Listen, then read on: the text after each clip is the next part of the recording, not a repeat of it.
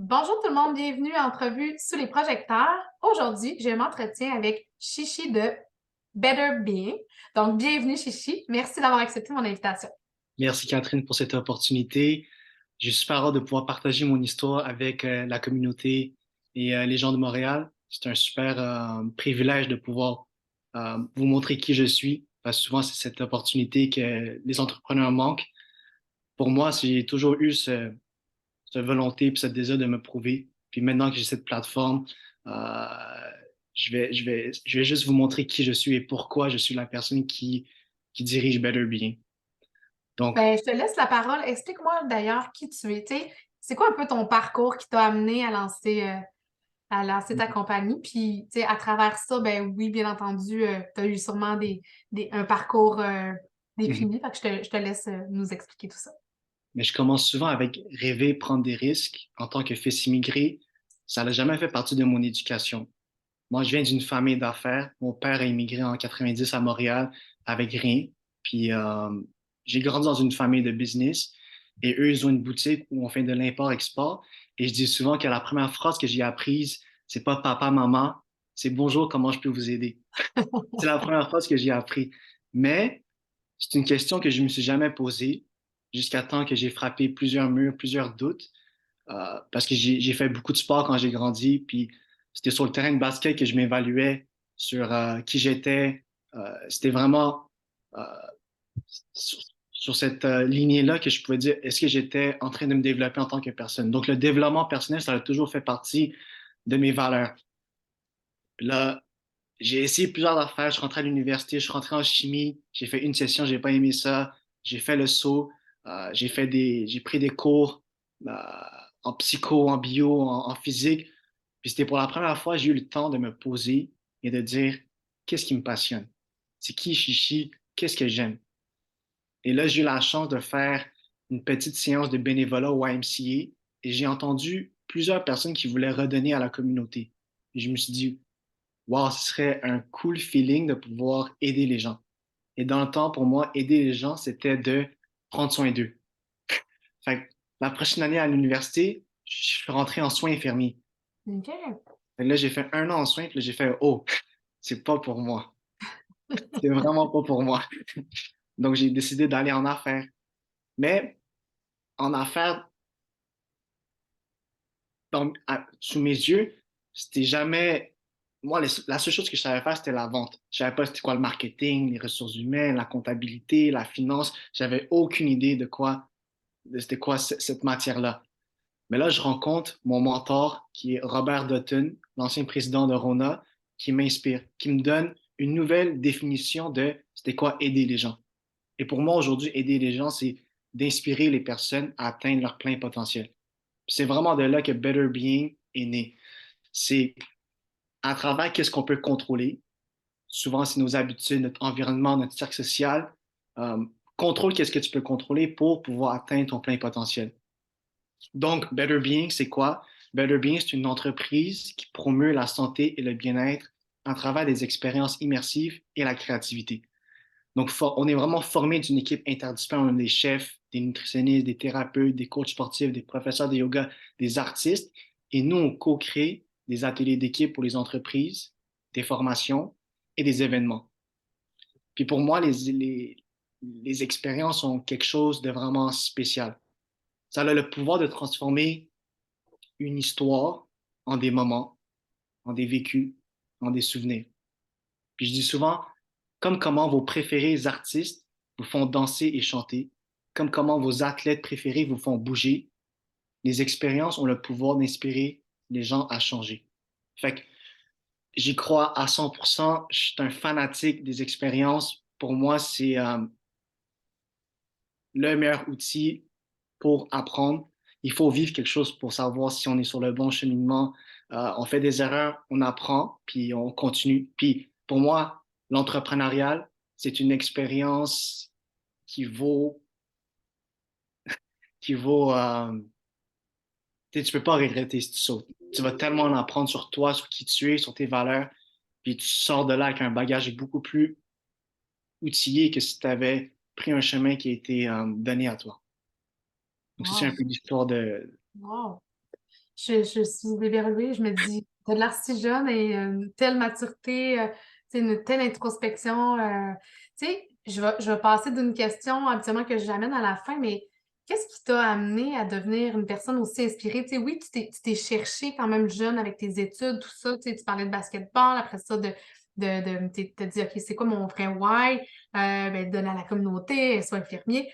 Mais tu sais, tu t'es trouvé assez rapidement, puis pour toi, tu sais, c'est assez clair, regarde, il faut que j'inspire pour amener le plein potentiel. Comment tu t'inspires? Comment toi, tu t'inspires personnellement? C'est une super bonne question. Puis dernièrement, en septembre, j'ai fait une réalisation. Euh, pour moi, les relations humaines, c'est super important. Puis pas que je néglige ça. Quand tu lances ton entreprise, c'est assez difficile de tout balancer, ta vie sociale, ton entreprise, ta santé. Mais j'ai juste réalisé que mon plus grand accomplissement d'aujourd'hui, c'est l'équipe que j'ai réunie.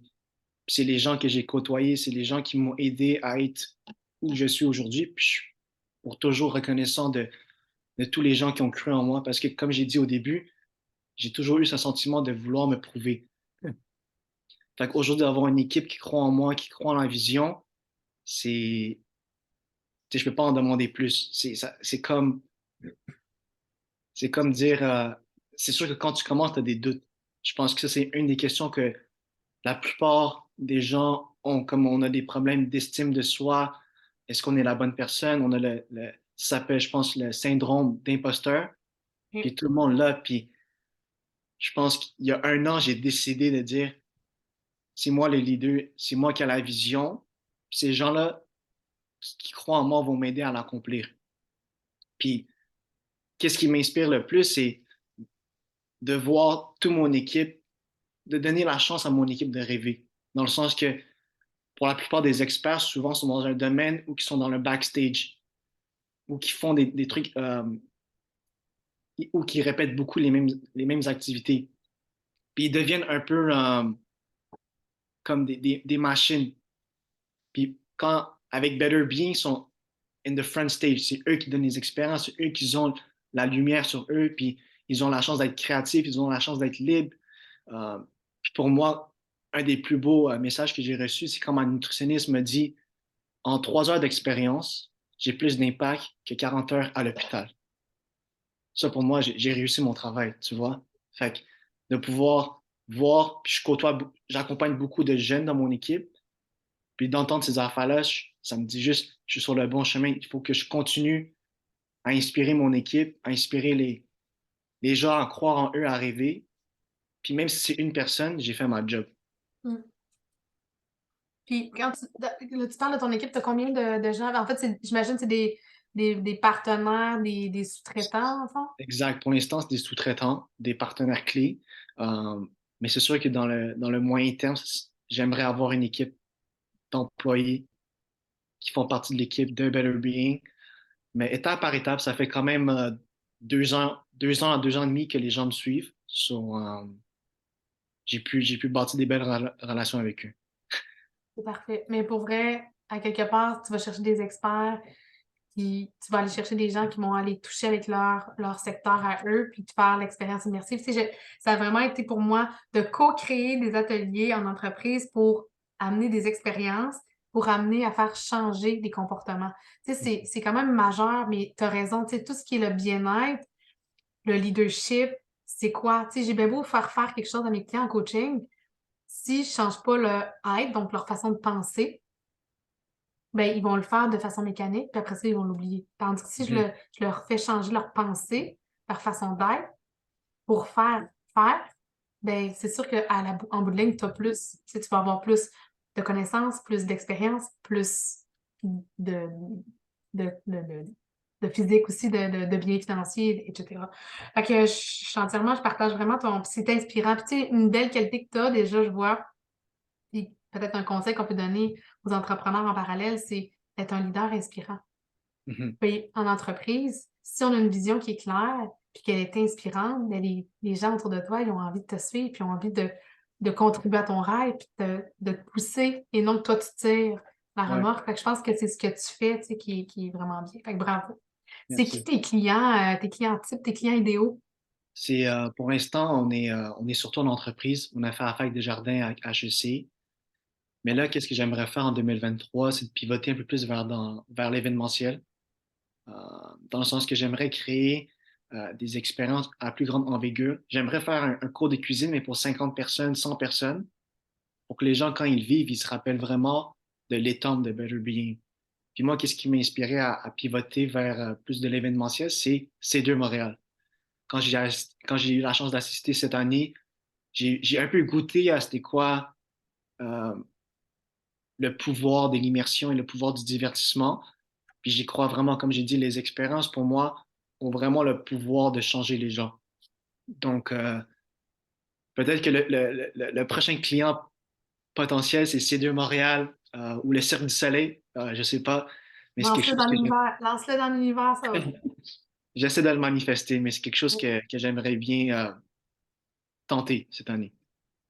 Ben, je te le souhaite, en tout cas. Moi, je me dis tout le temps, quand on active notre système d'activation réticulaire, donc, tu actives ton cerveau avec tes objectifs, ton conscient, ton inconscient vont faire que les choses vont se mettre, puis tu vas me prendre les actions pour y arriver. Fait que, voilà, avec le message, j'ai lancé à ma communauté. Si vous avez des contacts sur Soleil, c'est de Montréal, envoyez-les à Chichi.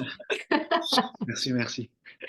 À travers ton parcours d'étudiant, d'entrepreneur, tu as appris des choses. Tu as appris des choses au niveau personnel, professionnel. Puis là, ma grande question, c'est, ça serait quoi un de tes plus gros ou tes plus grands apprentissages que tu as fait au cours de ton cheminement à date? Je vais voler le dicton de mon mentor, Business is people. Un peu comme ce que tu t'avais dit, en tant que leader, tu es toujours en train de servir soit ton équipe, soit tes clients, soit tes partenaires. Puis tu es en train d'entretenir toutes ces relations parce qu'une business qui n'arrive pas à bâtir des relations qui sont durables, c'est une business qui ne peut pas réussir à long terme. Puis ça part du bas de l'échelle jusqu'à l'eau de l'échelle. Tu sais, ton équipe, les gens qui exécutent, les opérateurs, il faut prendre soin d'eux. Euh, il faut les mettre dans une position où ils peuvent s'épanouir parce que si eux ne sont pas pris soin, ta compagnie, je pense qu'elle ne peut pas réussir. Euh, ça, c'est de, ça, c'est avec peu importe tu sais, comment tu traites les gens, comment tu take care of. Puis, je suis quelqu'un tu sais, la question que j'ai dit, bonjour, comment je peux vous aider? C'est une- c'est intrinsèque, c'est dans mes valeurs, c'est comment je peux toujours t'aider pour que tu puisses aller à la prochaine étape. Puis, ça se peut que ça soit un mindset qui est difficile à danser avec parce que, veux pas, quand t'es tôt dans ta carrière, tu as beaucoup d'opportunités, surtout maintenant. Fait que là, je suis en train de former mes gens, je suis en train d'investir beaucoup en eux, puis ça se peut qu'ils partent. Mais au moins, je me dis, la manière que je le fais maintenant, au moins, ils vont s'investir à 100% pendant le temps qu'ils sont avec moi, puis je vais en retirer plus que si je suis à moitié avec eux. Fait que Ouais. Puis je ça, pense que c'est mon plus grand en le message. faisant de cette façon-là, tu risques peut-être de les garder plus longtemps aussi. Ouais. Parce que tu les responsabilises, tu les développes, puis quand tu as une mission qui est autre que de faire juste ton travail du point A au point Z, bien, à quelque part, tu contribues à te développer personnellement. Moi, je pense que tu as bien plus de chances de le garder. Puis, tu sais, la clé maintenant de mobiliser les employés, les gens ils disent comment tu peux faire pour mobiliser? Bien, responsabilise ton équipe, donne-leur Mhm. de la corde au lieu de tirer sur la corde puis de les mettre dans un cadre. Fait que, tu sais, je pense que tu as la bonne méthode. Puis en plus, oui, peut-être comme tu dis, ils vont peut-être voler de leur propre zèle ailleurs, mais ils vont faire rayonner ton entreprise, ils vont faire vivre un peu tes valeurs ailleurs. Puis c'est un peu comme tu dis, comment je peux faire pour les aider, tu vas les avoir aidés à aider quelqu'un d'autre aussi. Exact. Fait que voilà. Dans ton cheminement, là, tu me disais tantôt, la compagnie a été lancée il y a 2 ans à peu près. Donc, Ouais. tu étais post-pandémie. Non, j'ai eu l'idée durant la pandémie. OK. Et beaucoup de gens me disent, est-ce que c'est parce qu'il y a eu la pandémie que tu as lancé ton idée? Non, c'était juste une coïncidence. C'est vraiment parce que j'ai rencontré mon mentor à ma première session d'HEC. Puis à ma deuxième session, j'ai tellement eu le feu qui a été allumé que j'ai décidé de me lancer. Mais la pandémie, ça a clairement affecté ma business parce que je donne des expériences. Donc, il faut que ça soit dans le réel. Il faut que je puisse rencontrer des clients, faire vivre des émotions, faire vivre des moments. Fait que durant cette période-là qui était très bouleversante, mon plus grand focus était de redéfinir qui j'étais, comment je voulais diriger ma compagnie. C'était de poser beaucoup de questions sur how, how do I want to do it? Puis là, c'était le gros challenge, c'était de garder mon équipe motivée. Fait que ça, c'était le plus gros défi. Tu sais, t'avais pas de service lancé, euh, un jeune entrepreneur avec pas beaucoup de compétences en leadership, mais qui avait comme la flamme, puis de mobiliser des gens qui sont des experts dans leur domaine, c'était quand même challengeant. Tout à fait. Tu t'es pris un pas pire challenge, mais sais-tu quoi? Je pense que d'être bien entouré, tu sais, je pense que si ce que tu me fais réaliser aujourd'hui, c'est cette maturité-là, tu l'as acquise, tu la vis, oui, tu te l'es fait donner comme conseil, mais tu sais, un conseil, si je te dis fais des push-ups, puis tu les fais pas, c'est un conseil qui va rester là. Tandis que toi, tu as vraiment inculqué, puis en tout cas, il faudrait que j'appelle tes employés pour me dire s'ils vivent vraiment, mais ce que je ressens aujourd'hui comme feedback, c'est vraiment, OK, oui, le I want to do it, mais c'est grâce à une équipe motivée. Puis souvent, c'est l'entrepreneur supporte son équipe, l'équipe supporte les clients supportent l'entreprise redonne à l'entrepreneur. Fait que tu as bien compris ce cercle-là qui fait que je pense que ton rôle de tout le temps réfléchir à pousser ton employé, à pousser ton leadership plus loin pour garder ton équipe, tu as le bon rôle dans ta structure. Fait que, Mhm. wow, tu sais, c'est bien beau avoir le conseil, mais de le mettre en application, puis de le vivre, puis de le faire vivre à ses employés, puis de dire, hey, c'est pas facile, tu sais, des fois, expérience immersive, je pourrais leur dire, fais ça, mais t'es pas en train de les responsabiliser, t'es pas en train de leur donner place à leur créativité, puis là, t'es éteint, tu sais. Fait que je pense que tu as trouvé la bonne formule assez rapidement, fait que bravo. Je te souhaite beaucoup de succès dans tout ça. On arrive vers la fin de l'entrevue. Je te dirais, j'aimerais ça que tu me dises, si, mettons, là, demain, tu aurais un conseil à donner à un jeune entrepreneur comme toi qui vit un chaos, j'appelle ça un chaos semi-contrôlé parce que, tu sais, des fois, on pense qu'on a le contrôle, puis là, ouf, ça part d'un bar, puis tu sais, on ramène ça. Fait que, tu sais, qu'est-ce que tu donnerais à un entrepreneur comme toi ou un jeune qui a une idée puis qui, qui hésite à se lancer? Ça serait quoi tes conseils que tu pourrais leur donner? Moi, je dis toujours, ne surestimez pas votre talent, mais ne sous-estimez surtout pas votre potentiel. Euh, Pourquoi je dis ça? C'est parce que souvent, quand on veut se lancer en entreprise, soit qu'on hésite beaucoup par rapport à notre idée, par rapport à notre compétence, est-ce qu'on est la bonne personne pour faire ça? Et on se euh, régresse en tant que personne. L'humain a un potentiel incroyable, comme c'est fou. Euh, Si tu surestimes pas tes compétences, puis tu travailles, tu es discipliné, tu es obsédé par le processus de devenir la meilleure version de toi, puis tu crois que tu peux atteindre euh, un higher self, je pense que tu peux accomplir de choses que tu n'aurais jamais pu penser accomplir il y a 1 an, il y a 2 ans, il y a 3 ans. Donc, pour tous les entrepreneurs ou pour toutes les personnes qui souhaitent s'aventurer dans une situation plus risquée, euh, la meilleure chose à faire, c'est de bet on yourself. Comme, genre, il n'y a personne qui va le faire pour toi. So, tu as le potentiel, tu es capable, puis si tu crois en toi, tu vas pouvoir inspirer d'autres gens à croire en toi, puis lentement, tu vas pouvoir bâtir une équipe qui va croire en la vision que toi, tu as cru. J'adore. Fait que je remets ta phrase, c'est ne surestimez pas votre talent et ne sous-estimez pas votre potentiel, c'est ça? Mais ne Mais, sous-estime. ne sous-estimez pas votre potentiel. J'adore. Merci, Chi. Ça a été une belle découverte aujourd'hui parce que tu sais, on voit que ce n'est pas que l'âge qui fait la maturité puis la vision d'un leader inspirant. Fait que j'étais vraiment contente de faire ta rencontre puis de faire découvrir aussi à ma communauté ton entreprise parce que tu t'adresses aujourd'hui à des potentiels clients qui pourraient peut-être avoir besoin de tes services pour mobiliser et stimuler leurs équipes, je pense, dans le changement de comportement puis de vivre des expériences différentes aussi. Fait que je suis très heureuse d'avoir fait ta rencontre. Je vais aussi, bien entendu, mettre ton site web, ton information sur les plateformes de réseaux sociaux pour qu'on puisse aller aller fouiller un petit peu sur ton site puis voir un peu qu'est-ce que tu peux nous offrir comme expérience. Puis je te souhaite le plus grand des succès aussi avec ces deux, avec le Cirque du Soleil, puis avec tout autre type d'événement qui pourrait, bien entendu, faire découvrir tes expériences. Mais merci, Catherine, pour cette opportunité d'avoir pris le moment de juste m'écouter. Euh, En tout cas, j'espère que les gens qui vont écouter ce podcast, euh, ils ont ri, ils ont appris ou ils ont eu un peu d'inspiration à se sauter. Ça, c'était ma seule intention d'aujourd'hui avec vous. Merci infiniment. Merci. Moi, en tout cas, tu m'as inspiré. Fait que voilà, t'as une mission d'accompli. Parfait. C'est À tout. bientôt. À bientôt. Bye. Bye bye.